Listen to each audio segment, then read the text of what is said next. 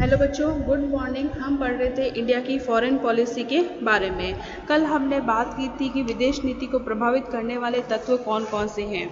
उसमें हमने बात की थी भौगोलिक तत्व की, गुटबंदियों की, विचारधाराओं का प्रभाव, पंडित नेहरू का व्यक्तित्व। पंडित नेहरू ने न केवल जो है भारत के प्रधानमंत्री थे बल्कि वो विदेश मंत्री भी रह चुके हैं। और नेहरू के व्यक्तित्व की छाप हमारी विदेश नीति में जो है देखने को मिलती है।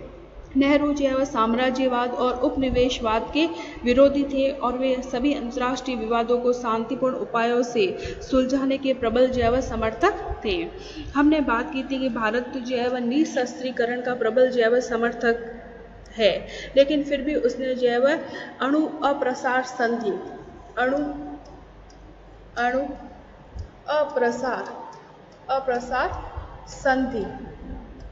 अप्रसार संधि, इसको शॉर्ट में बोलते हैं एनपीटी पर जो है वह सिग्नेचर नहीं किए। इसके अलावा जो है वह भारत ने जो है वह व्यापक परीक्षण प्रतिबंध संधि व्यापक परीक्षण प्रतिबंध संधि यानी कि CTBT पर उसने सिग्नेचर जो है वह नहीं किए थे। हालांकि भारत ने जो है वह न्यूक्लियर पावर का जो है वह परीक्षण उन्होंने किया था, लेकिन निशस्त्रीकरण का उन्होंने समर्थन करते हुए भी जो है वह NPT और जो है वह CTBT पर उसने सिग्नेचर जो है वह करने से मना कर दिया। CTBT की फुल फॉर्म है CTBT की फुल फॉर्म है comprehensive nuclear test ban treaty और NPT की फुल फॉर्म है treaty on the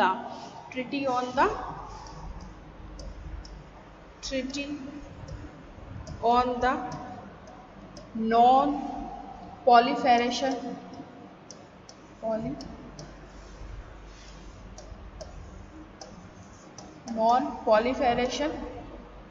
of nuclear weapon. इन दोनों जो है ट्रीटीज पर जो है भारत ने जो है सिग्नेचर करने से मना किया था।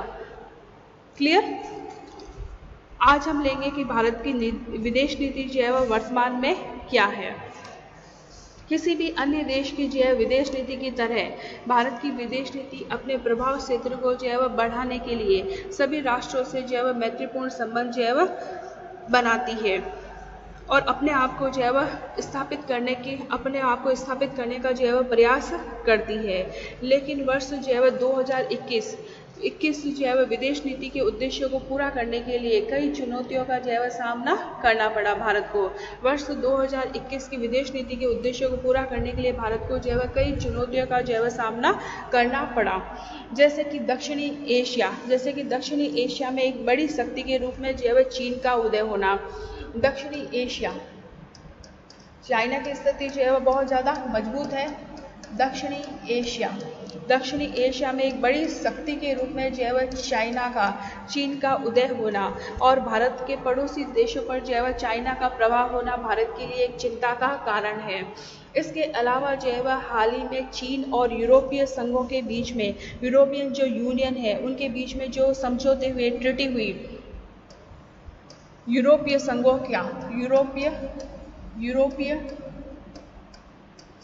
का चीन के साथ जो है समझौते पर जो चर्चा हुई, उसके बाद में जो है कोविड-19 महामारी के बाद में जो चीन को अलग रखने की कोशिश की गई थी, वो भी इरादे जो है धीरे धीरे जो है समाप्त होने लगे, क्योंकि चीन का जो है यूरोपीय जो संघ है उनके साथ जो है उनका व्यापार जो है होने लगा और जहाँ पर जो है चीन को अलग रखने की बात हो रही थी, कोरोना जो है कोविड-19 के कारण ये इरादे भी जो है धीरे धीरे कम होने लगे।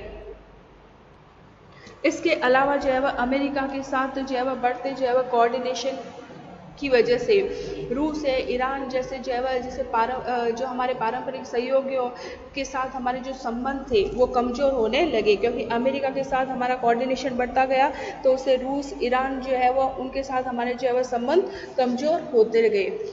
अभी जो है रिसेंटली भारत के सामने जो है बहुत सारी चुनौतियाँ हैं उनकी विदेश नीति के संबंध में।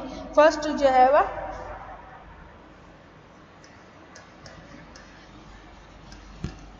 चुनौतियां भारत के सामने अभी रिसेंटली है कि भारत के सामने जो है वह खड़ा है मजबूत चीन, क्योंकि चाइना की स्थिति अभी भी जो है वह बहुत ही मजबूत है कोविड-19 के बाद में भी, क्योंकि चीन एकमात्र जो है वह ऐसा प्रमुख देश है, चीन एकमात्र जो है वह ऐसा प्रमुख देश है जिसकी अर्थव्यवस्था जो है वह इकोनॉमिक जो कंडीशन है वह वर्ष 2020 में भी बहुत ही जो है वो पॉजिटिव देखने को मिलती है। वर्ष जो है वो 2020 में भी उनकी अर्थव्यवस्था जो है वह सकारात्मक वृद्धि उनकी अर्थव्यवस्था में देखने को मिलती है। सकारात्मक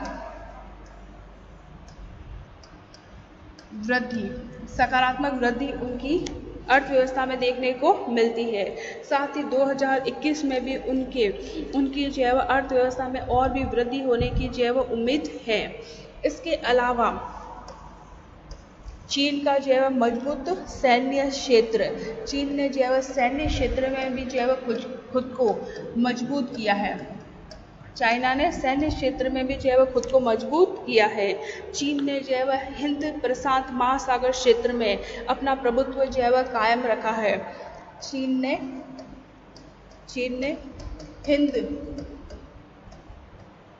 हिंद प्रशांत महासागर क्षेत्र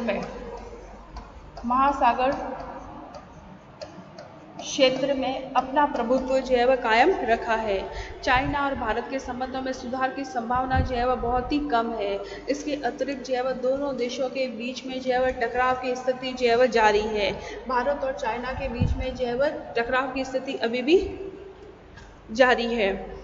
देन चीन और रूस की जो है वह बढ़ती जो है वह नज़दीकियाँ, चाइना और रूस की जो है वह बढ़ती नज़दीकियाँ, चीन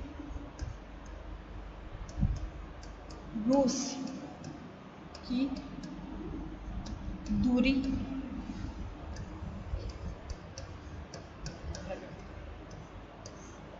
दोनों कंट्रीज जो है वह आपस में नज़दीक आ रहे हैं। हालांकि मतलब पिछले जो है वर्षों में रूस ने अपनी जो है वह सीमा के अंदर के मामलों में अधिक रुचि जो है वह दिखाई है। इसके अतिरिक्त वर्ष जो है वह 2014 में रूस ने जो है वह क्रीमिया को अपने कब्जे में किया। रूस ने क्रीमिया को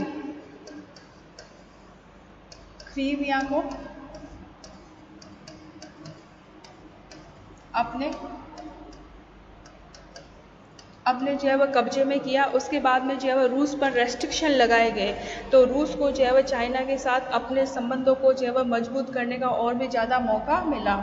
इससे रूस पर अंतर्राष्ट्रीय प्रतिबंध लगाए गए।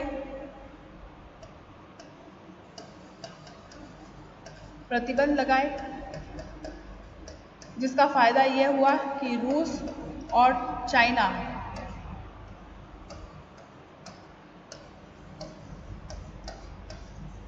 उन दोनों की जो है वह नज़दीकियाँ और भी बढ़ी।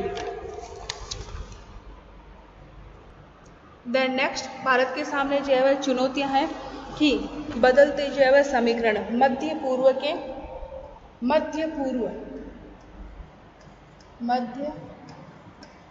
के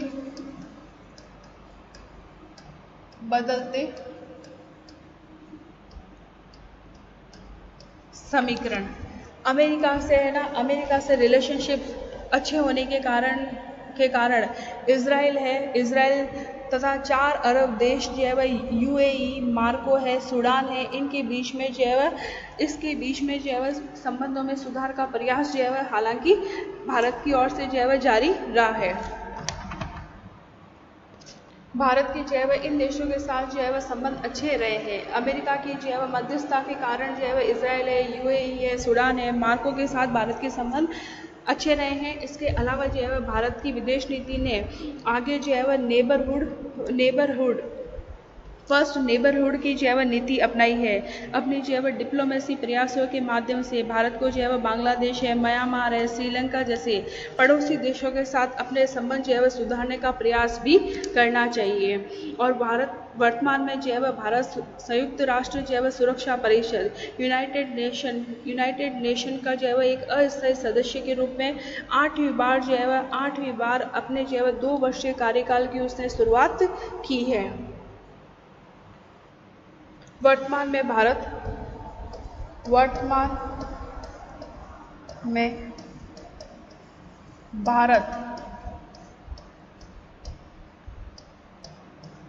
संयुक्त राष्ट्र सुरक्षा परिषद में अस्थायी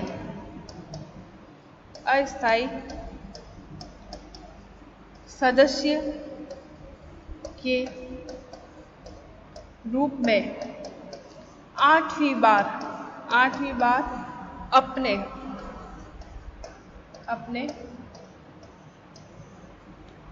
2 वर्षीय कार्यकाल की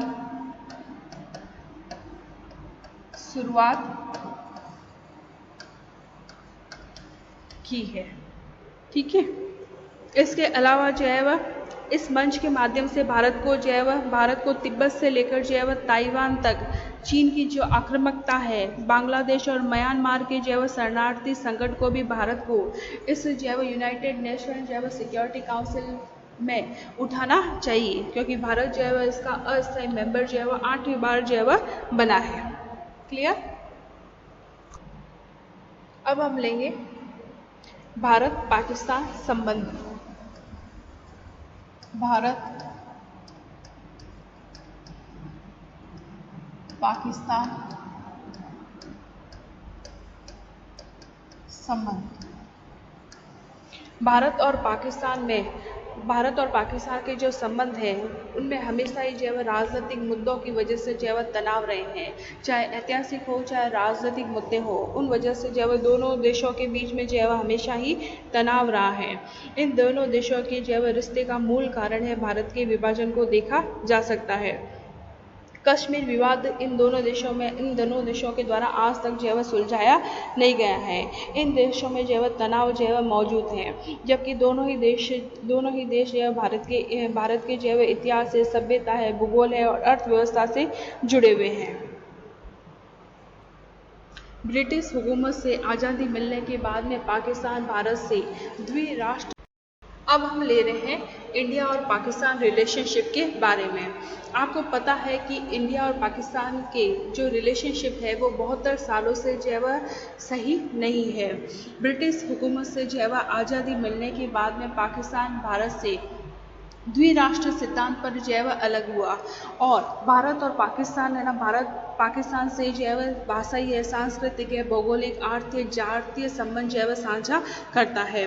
फिर भी पाकिस्तान के साथ जो है भारत के रिश्ते जो है वह आपसी जो है वह मतभेद, शत्रुता और संदेह पर जो है वह टिके हुए हैं। सबसे हम इंडिया और पाकिस्तान जो है रिलेशनशिप के अंदर हम लेते हैं द इंस्ट्रूमेंट ऑफ एक्सेशन। ये एक जो है डॉक्यूमेंट है, यह एक लीगल डॉक्यूमेंट है, यह एक लीगल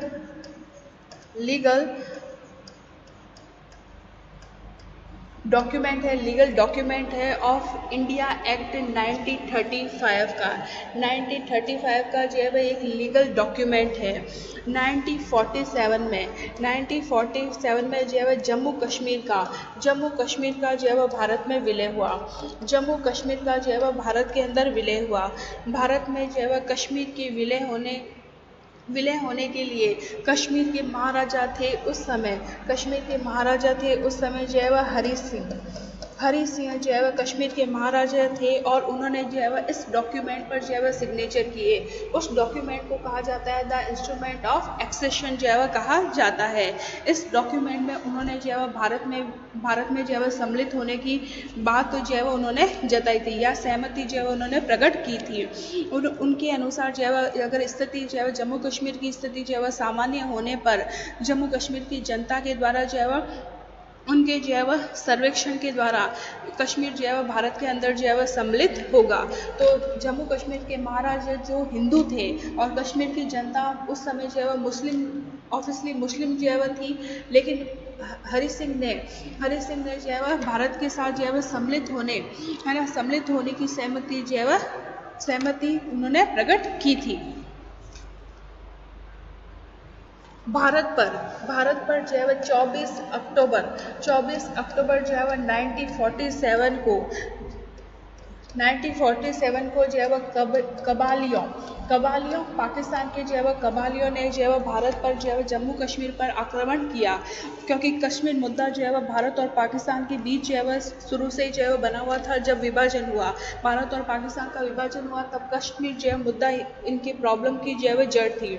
इस हमले के बाद में जो है वह जम्मू कश्मीर के महाराजा हरि सिंह ने जो है वह भारत में विलय करने का फैसला जो है वह किया, जिसके बाद जो है वह भारत और पाकिस्तान के सामने जो है वह युद्ध जो है वह शुरू हो गए, क्योंकि महाराजा हरि सिंह के जो है वह सहमति के बाद में जो है वह कश्मीर का जो है वह भारत के अंदर विभाजन किया गया।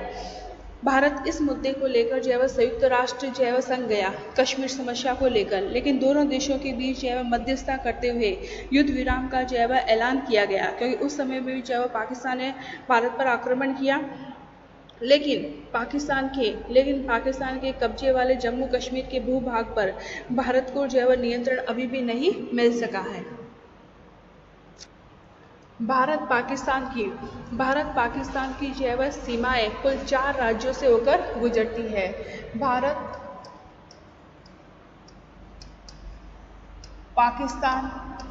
पाकिस्तान की सीमाएं कुल 4 राज्यों से होकर गुजरती है। 4 राज्यों से होकर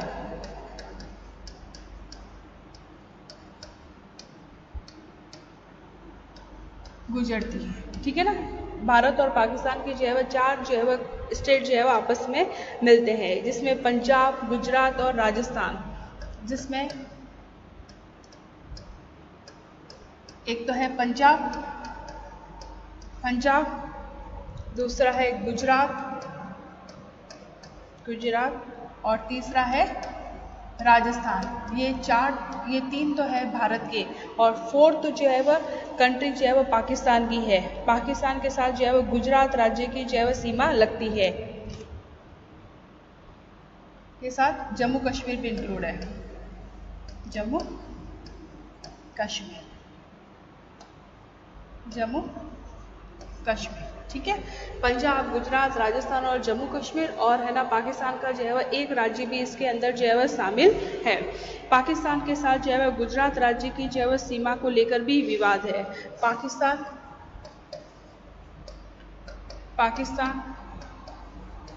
के साथ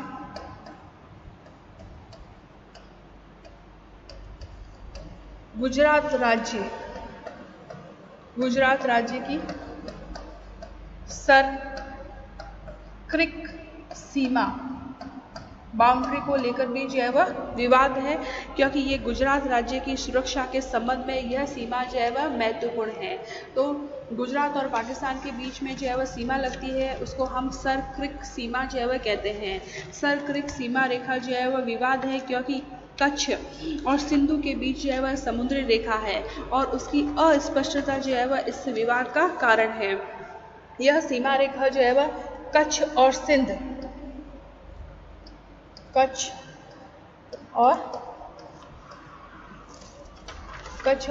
सिंध के बीच में एक अस्पष्ट जो है वह सीमा रेखा है। इसलिए ये विवाद का जो है विषय है, क्योंकि आज़ादी से पहले जो है वह यह क्षेत्र जो है वह ब्रिटिश भारत में था। ब्रिटिश भारत के जो है वह प्रेसिडेंसी का जो है वह हिस्सा था। लेकिन 1947 में भारत की आज़ादी के बाद में सिंध जो है वह पाकिस्तान का जो है वह हिस्सा हो गया। सिंध जो है वह पाकिस्तान का हिस्सा बन गया, जबकि कच्छ जो है वह भारत का हिस्सा जो है वह था। यह क्षेत्र जो है वह एशिया के सबसे बड़े जो है वह मछली पकड़ने वाले क्षेत्रों में से एक है। सबसे बड़े जो है वह मछली पकड़ने वाले क्षेत्रों में से मछली पकड़ने वाले क्षेत्रों में से जो है वह एक है और इस क्षेत्र के नीचे जो है वह तेल और गैस के विशाल भंडार है। तेल और गैस के विशाल भंडार जो है वह है। तो यह सीमा रेखा भी जो है वह भारत और पाकिस्तान के बीच में विवाद का विषय बनी हुई है, सरक्रिक सीमा। ठीक है, तो सरक्रिक सीमा जो है वह गुजरात और पाकिस्तान की जो है वह सीमा, गुजरात और पाकिस्तान के जो है वह बॉर्डर के बीच में है। अब हम लेते हैं लियाकत समझौता। नेहरू और लियाकत समझौता। नेहरू एंड लियाकत ट्रीटी हुई, समझौता हुआ और ये हुआ 1950 में। नेहरू और लियाकत समझौता 1950 में हुआ। भारत के जो है वह फॉर्मर पीएम पंडित जवाहरलाल नेहरू और पाकिस्तान के जो है वह फॉर्मर पीएम जो है वह लियाकत अली खान के बीच में 8 अप्रैल 1950 को दिल्ली में एक समझौता हुआ। इन समझौते का मकसद था दोनों देशों के बीच जो है वह शरणार्थी, इन दोनों देशों के बीच जो है वह शरणार्थी है, संपत्ति और अल्पसंख्यक के अधिकारों के लिए, अल्पसंख्यक माइनॉरिटी के अधिकारों के लिए यह जो है वह समझौता हुआ। अधिकारों के लिए ये ट्रीटी जो है वो हुई और भविष्य में जो है वह युद्ध की संभावना न हो, लेकिन फिर भी युद्ध हुए और भविष्य में युद्ध की संभावना न हो, भविष्य में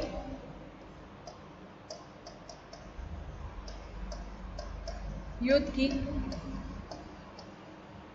संभावना न हो, इसके लिए जो है वह दोनों देशों के बीच में यह ट्रीटी जो है वह की गई। हालांकि इस ट्रीटी का उल्लंघन भी जो है वह किया गया। देन हम लेते हैं ताशकंद समझौता। ताशकंद समझौता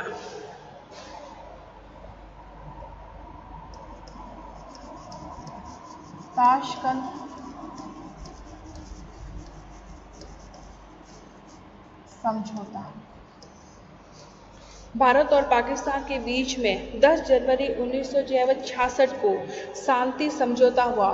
भारत पाकिस्तान के बीच में 10 जनवरी 1966 को शांति समझौता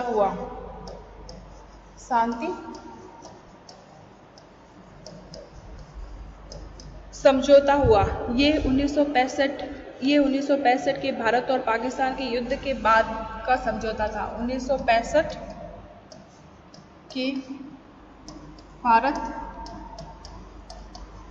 पाकिस्तान युद्ध के बाद हुआ।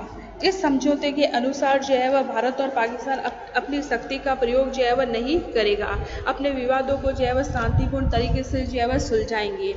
और यह समझौता हुआ, ताशकंद समझौता हुआ लाल बहादुर